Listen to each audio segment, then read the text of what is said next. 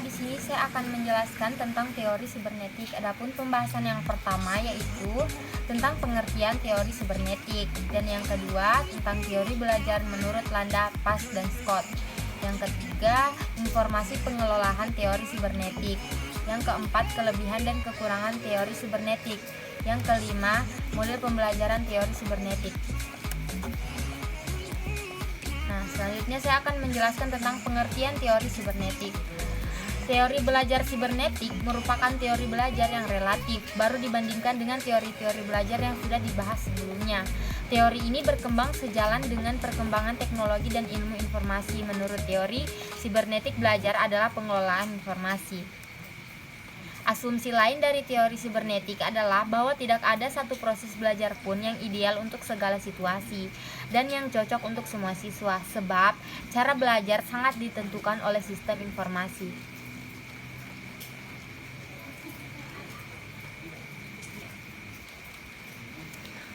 Baik, selanjutnya yaitu pengertian teori belajar menurut Landa, Pass, dan Scott. Yang pertama yaitu teori belajar menurut Landa.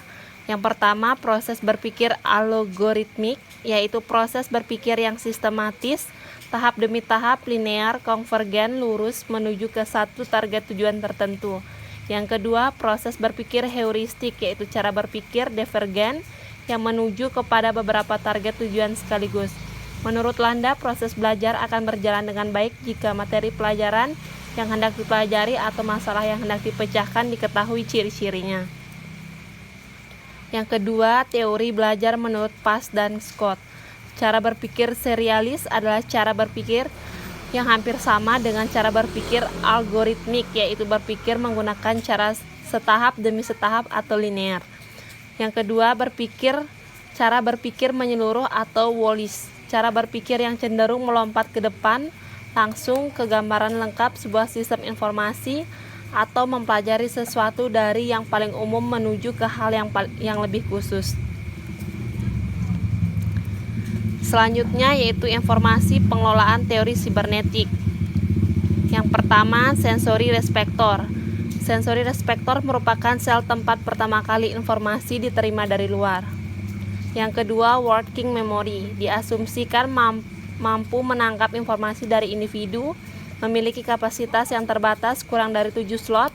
Informasi yang didapat hanya mampu bertahan kurang lebih 15 detik apabila adanya upaya penggulangan. Long term memory atau LTM diasumsikan berisi semua pengetahuan yang telah dimiliki oleh individu, mempunyai kapasitas tidak terbatas. Sekali informasi disimpan di dalam LTM, ia tidak akan pernah terhapus atau hilang. Persoalan lupa hanya disebabkan oleh kesulitan atau kegagalan memunculkan kembali informasi yang diperlukan. Baik, selanjutnya yaitu kelebihan dan kelemahan teori sibernetik. Kelebihan yang pertama, kesemua teori belajar dalam aliran-aliran ini menekankan aspek yang berbeda-beda ini sebenarnya memiliki kesamaan karena melihat bahwa belajar adalah suatu proses yang berlangsung pada diri seorang yang melalui tahapan-tahapan tertentu. Yang kedua, isi proses belajar adalah sistem informasi yang diperoleh melalui pengalaman akan suatu kejadian tertentu yang disusun sebagai suatu konsep, teori, atau informasi umum. Yang ketiga, hasil proses teori belajar ini adalah adanya perubahan baik yang dilihat sebagai perubahan tingkah laku maupun secara kemampuan pada ranah kognitif, afektif, dan psikomotorik. Dan adapun kelemahan teori ini ya. Teori ini dikritik karena tidak secara langsung membahas proses belajar sehingga menyulitkan dalam penerapan. Ulasan teori ini cenderung ke dunia psikologi dan informasi dengan mencoba melihat mekanisme ini kerja otak.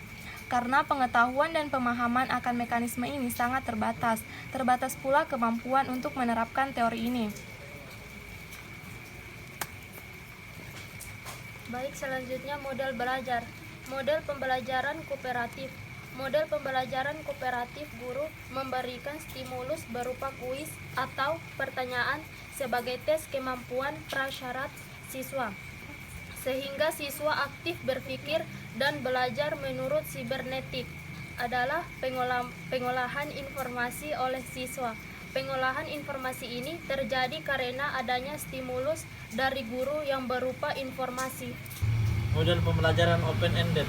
Tujuan dari pembelajaran open-ended menurut Nohda dalam Suherman 2003 ialah untuk membantu mengembangkan kegiatan kreatif dan pola pikir matematis siswa melalui problem solving secara simultan. Dengan kata lain, kegiatan kreatif dan pola pikir matematis siswa harus dikembangkan semaksimal mungkin sesuai dengan kemampuan setiap siswa.